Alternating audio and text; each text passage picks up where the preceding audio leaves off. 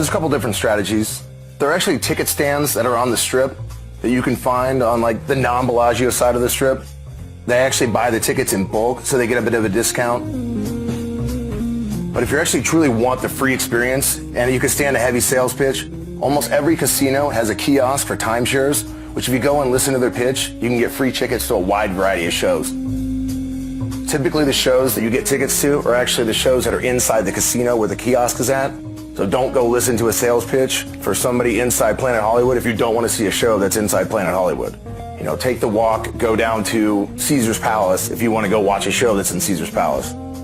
Just kind of a typical rule of thumb. They don't want you to leave the property, so they're going to give you a sales pitch for something that's making you leave the property. They don't want you to leave again whenever they're giving you the tickets.